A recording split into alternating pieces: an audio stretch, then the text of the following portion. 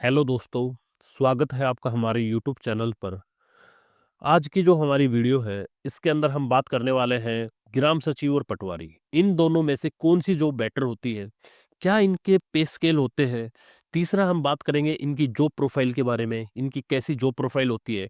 इनकी सैलरी के बारे में बात करेंगे, इनकी फिक्स ड्यूटी होती है या फिर कैसी ड्यूटी रहने वाली है। तो कहने का अर्थ है हम ड्यूटी के बारे में बात करेंगे। इस तरीके की काफ़ी आपके डाउट है वो आज लगभग सब क्लियर हो जाएंगे। इनके प्रमोशन को लेके सारी बातें आज हम करने वाले हैं। तो सबसे पहले हम बात करते हैं पटवारी को लेके, क्योंकि मैं खुद पटवारी के पद पे कार्यरत हूँ। तो बात करते हैं सबसे पहले पटवारी को लेके। देखो, पटवारी होते हैं वो 3-4 तरीके के डिपार्टमेंट में होते हैं। जैसे कि सबसे पहले रेवेन्यू, रेवेन्यू के बाद पंचायत के अंदर पटवारी होते हैं। इसके बाद अगर आप देखेंगे तो नहर महकमे में पटवारी होते हैं, पीडब्ल्यूडी में होते हैं, टाउन प्लानिंग के अंदर पटवारी रहते हैं, लाल डोरा के पटवारी रहते हैं। तो इस तरीके की काफ़ी तरीके के आपको पटवारी देखने को मिलेंगे। तो ठीक है, तो पटवारी के आप सबसे पहले अगर हम इसका काम देखते हैं तो इसका जो मेनली काम होता है वो होता है ज़मीन का रिकॉर्ड अपडेट रखना। जो हमारी ज़मीन है, किसी ने बेची, किसी ने खरीदी या फिर गवर्नमेंट ने एक्वायर कर ली, जिस भी किसी तरीके से भी ज़मीन का लेन-देन जो होता है, उस चीज़ का जो रिकॉर्ड होता है उसको अपडेट रखना। दूसरा, आपने देखा होगा कि हम जब डोमिसाइल बनवाते हैं तो भी पटवारी के साइन होते हैं। और कई तरीके के जैसे ज़मीन का नाप-जोख रखना, गिरदावरी करना, तो इस तरीके के जो कार्य होते हैं वो पटवारी के कार्य होते हैं। ठीक है, अब हम बात कर लेते हैं ग्राम सचिव के बारे में। तो ग्राम सचिव के मैं आपको बता देता हूँ, इनके काम होते हैं पंचायत से जुड़े हुए। कुछ भी गाँव का जो विकास होगा उससे जुड़े हुए जितने भी काम होंगे वो सारे ग्राम सचिव देखते हैं। ठीक है, इसके बाद हम बात कर लेते हैं इनके पे स्केल को लेके। तो ये लेवल 4 की पोस्ट है। लेवल 4 का मतलब होता है कि इसका जो बेसिक होता है वो 25,500 होता है। और पटवारी का जो बेसिक होता है ये 5 अल्फा 5 ए कह सकते हैं इसे। 5 ए की पोस्ट है ये। और इसका जो बेसिक होता है वो होता है 32,100 रुपए। ठीक है, तो इनके अंदर बेसिक में ही आप देख पा रहे होंगे लगभग 7,000 रुपए का डिफरेंस है। तो कहने का अर्थ है कि पटवारी की जो तनख्वाह है वो कहीं ना कहीं ज़्यादा बनने वाली है। पर मैं आपको बता देता हूँ कि जो काम है, वर्कलोड है वो पटवारी के ऊपर ज़्यादा है और ग्राम सचिव के ऊपर काफ़ी कम वर्कलोड होता है, बट एज कंपेयर टू पटवारी। ठीक है, अब हम इससे आगे थोड़ा बात करते हैं। जैसे कि जो पटवारी होता है, तो इसके जो प्रमोशन होते हैं वो क्या, इसके बाद जो पटवारी बनेगा वो बनेगा रेवेन्यू इंस्पेक्टर, या फिर हम जिसको गिरदावर भी कह देते हैं। तो जो गिरदावर होता है वो इसका अगला प्रमोशन होता है। आपका डिपार्टमेंटली एग्जाम होगा, वो अगर आप क्वालिफाई कर लेते हैं तो उसके बाद आपकी रैंक बनेगी और लगभग लगभग आप 12-13 साल के अंदर आप गिरदावर बन जाएंगे। ठीक है, पर आपको 8 साल में इंक्रीमेंट दे दिया जाएगा। ठीक है, आपको 8 साल में गिरदावर का इंक्रीमेंट दे दिया जाएगा। ये आप यहाँ से जान सकते हैं। इसके बाद जो आपका प्रमोशन होगा वो होगा नायब तहसीलदार का। नायब तहसीलदार के बाद इसके लिए भी एग्जाम देना होगा। इसके बाद आपका जो प्रमोशन होगा वो तहसीलदार का। इसके बाद आपका जो प्रमोशन होगा वो डीआरओ का। पर कहने का अर्थ है कि जो पटवारी लगे हैं वो मेनली गिरदावर तक ही रिटायर आ जाते हैं, या फिर लास्ट जो कोई भाई कम एज में लगा है और सारे एग्जाम टाइम पे क्वालिफाई कर लेता है तो नायब तक वो रिटायर आ जाता है। नायब की पोस्ट आप सभी को पता होगा, ये एचसीएस के थ्रू पोस्ट आती है ये। ठीक है, गैजेटेड ऑफिसर की पोस्ट होती है ये। ऐसे ही अगर हम बात करते हैं ग्राम सचिव के बारे में, तो ग्राम सचिव का जो अगला प्रमोशन आपका होने वाला है वो होगा एससीपीओ का। ठीक है, social education and panchayat officer का इसका अगला प्रमोशन होगा। इसके अंदर लगभग लगभग आपको 20 साल के आसपास का टाइम लग जाता है मेनली। तो कहने का अर्थ है कि अगर आपकी जॉब 30 साल में या 25 साल के बाद लगती है तो लगभग आपको एक प्रमोशन आपको देखने को मिलेगा। वो मिलेगा आपको social education and panchayat officer का। पर अगर आप थोड़ा कम एज में लगे हैं तो इसमें आपका अगला प्रमोशन आ सकता है बीडीपीओ का।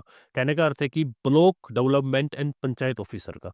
और इसके बाद जो इसका प्रमोशन होता है वो होता है district DDPO, district development and panchayat officer. ठीक है, ये पूरे डिस्ट्रिक्ट का एक ही ऑफिसर होता है।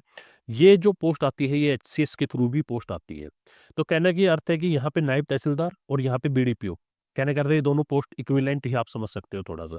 पर अगर हम पहले बता चुका हूँ जो पटवारी का काम है वो काफी हार्ड रहता है। मैं आपको अब हम बात कर लेते हैं थोड़ी और आगे जाके। तो मैं आपको बता देता हूँ इनकी ड्यूटी आवर्स क्या होते हैं। तो इनकी ड्यूटी वैसे तो आप समझो कि जब तहसील खुली रहती है तो इनके मेनली काम रहते हैं। तहसील का मतलब है कि आपकी जो ड्यूटी रहती है वो मंडे से फ्राइडे रहती है, पर आप संडे और शनिवार को, कहने का अर्थ है कि इस दिन भी आपको अगर कोई इमरजेंसी काम हुआ तो वो बुलाया जा सकता है। दोनों की सेम ड्यूटी रहती है, वही मंडे टू फ्राइडे।